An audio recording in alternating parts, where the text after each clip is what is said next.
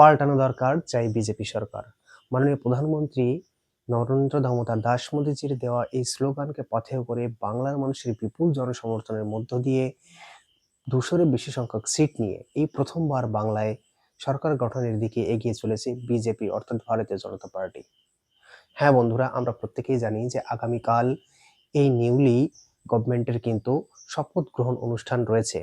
কিন্তু সেই শপথ গ্রহণ অনুষ্ঠানের প্রাক মুহূর্তে অর্থাৎ ঠিক আগের দিন আজ 8 তারিখে দেশের গৃহমন্ত্রী অমিত শাহজি কিন্তু জানিয়ে দিয়ে গেছেন যে কে হবেন আগামী ওয়েস্ট বেঙ্গলের সিএম, এবং সেই সঙ্গে সঙ্গে পরিষ্কার করে দিয়ে গেছেন যে অন্যান্য যে ডিপার্টমেন্ট অর্থাৎ অন্যান্য দপ্তরে কোন কোন মন্ত্রী রয়েছেন এবং তিনি কোন কোন ডিপার্টমেন্টকে সামলাবেন তার কিন্তু পূর্ণাঙ্গ তালিকা। তো তোমাদের যে আপকামিং পরীক্ষা রয়েছে সেখানে যে এখান থেকে প্রশ্ন আসবে না তা তো নয়, প্রশ্ন আসার চান্সেস অনেক বেশি। তো আগামীকাল শপথ গ্রহণ সেরেমনি, তার আগ মুহূর্তে আমরা জেনে নিই যে কি কোন ডিপার্টমেন্ট দেখতে চলেছে। তো চলো বন্ধুরা, একদম দেরি না করে আজকে আমরা এই মোস্ট ইম্পর্টেন্ট সেশনকে দেখি যে আমাদের আপকামিং যে গভর্নমেন্টটা হতে চলেছে তার কোন কোন ডিপার্টমেন্ট কোন কোন ব্যক্তির হাতে গিয়েছে এবং কোন কোন ব্যক্তি কোন কোন ডিপার্টমেন্টকে সামলাবেন। তো চলো লেটস গো। তো ভেরি ফার্স্ট যেটা দেখতে পাচ্ছি যে সিএম অর্থাৎ চিফ মিনিস্টারের মুখ হিসেবে যাকে মনোনীত করেছেন তার নাম শুভেন্দু অধিকারী।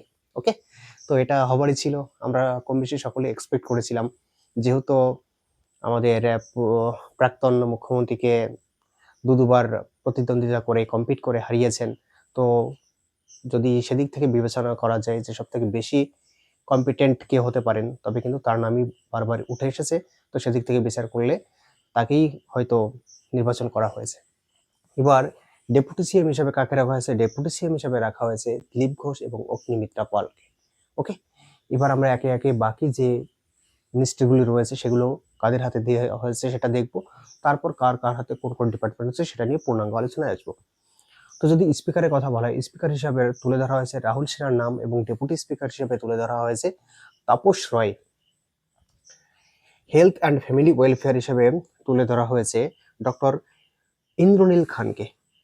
এডুকেশন মিনিস্টার হিসেবে যে ব্যক্তির নাম তুলে ধরা হয়েছে তিনি হচ্ছেন শঙ্কর ঘোষ, খুবই পরিচিত নাম, ইয়ং, এবং বারবার বলা হয়েছে যে যথেষ্ট জ্ঞানী এবং বিচক্ষণতার সঙ্গে তিনি যে কোনো বিষয়কে ডিল করে থাকেন। তো আশা রাখবো যে এডুকেশন মিনিস্টার হিসাবে পশ্চিমবঙ্গের শিক্ষার যে অগ্রগতি সেটাকে তিনি আরো ত্বরান্বিত করবেন। নেক্সট যেটা রয়েছে information and cultural affair, Dhruba Saha. Law minister হিসাবে যার নাম তুলে ধরা হয়েছে তিনি হচ্ছেন Kaustav Bagchi.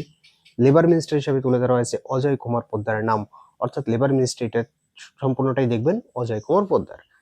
Minority affair and মাদ্রাসা এই যে ডিপার্টমেন্ট, এটাকে যিনি লিড করবেন ভারত কুমার জাহর বেলডাঙ্গা থেকে তিনি প্রতিনিধিত্ব করেছেন এবং জয়লাভ করেছেন।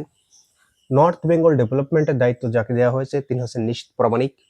ট্রান্সপোর্ট মিনিস্টার হিসাবে যে নামটা উঠে এসেছে দিব্যেন্দু অধিকারী। ট্যুরিজম হিসাবে যিনি লিড করবেন ধ্রুব সাহা। পাওয়ার অর্থাৎ বিদ্যুৎ, পাওয়ার মিনিস্টার হিসাবে তুলে ধরা হয়েছে লক্ষণ চন্দ্র ঘারুয়ের নাম।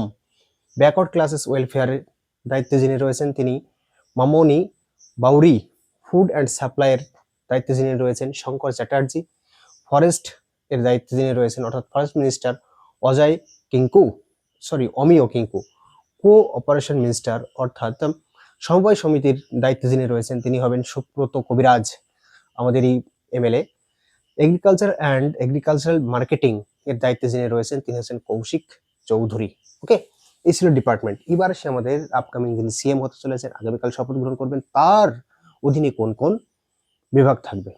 তো যদি সিএম এর কথা বলি শুভেন্দু অধিকারী, তার অধীনে থাকবে স্বরাষ্ট্র ও পার্বত্য, ভূমি এবং ভূমি সংস্কার, সেই সঙ্গে সঙ্গে প্রশাসন সংস্কার। এবার আমাদের ডেপুটি সিএম দিলীপ ঘোষ মহাশয়ের কাছে থাকবেন পঞ্চায়েত ও গ্রাম উন্নয়ন এর সেক্টর বা বিভাগ, সেই সঙ্গে সঙ্গে পশ্চিমাঞ্চল উন্নয়ন মন্ত্রীও কিন্তু তিনিই থাকবেন। তারপরে মাননীয়া অগ্নিমিত্রা পালের হাতে থাকবেন শিল্প ও বাণিজ্য ও উদ্যোগ এর ডিপার্টমেন্ট এবং সেই সঙ্গে সঙ্গে তথ্য প্রযুক্তি ও ইলেকট্রনিক্স। তো এই যে স্লাইডটা আমরা আজকে তোমাদের সামনে আলোচনা করলাম, আশা রাখছি এখান থেকে আপকামিং যে পরীক্ষা হবে সেখানে কিন্তু তোমাদেরকে প্রশ্ন জানতে চাওয়া হবে, কারণ নবনির্বাচিত যে ক্যাবিনেট মিনিস্ট্রি হয়ে থাকে সেখান থেকে কিন্তু পরীক্ষা বিগত সময় আমরা আসতে দেখেছি বিভিন্ন পরীক্ষায়। তো আশা রাখছি এখান থেকে প্রশ্ন তোমরা হুবহু পেতে চলেছ। তো এই স্লাইডটাকে গুরুত্বের সঙ্গে দেখো, আর সেই সঙ্গে সঙ্গে আমাদের এই যে নতুন গভর্নমেন্ট তৈরি হচ্ছে আশা রাখবো এর মধ্য দিয়ে পশ্চিমবঙ্গে যে আশা নিরাশা যার ছিল সব মুছে যাবে এবং নূতনত্বের দিকে আমরা এগিয়ে যাব এবং আমাদের সম্পূর্ণ আশার প্রতিফলন করবে। Thank you so much. প্রত্যেকে ভালো থেকো। দেখা হবে আগামী কোনো সেশনে।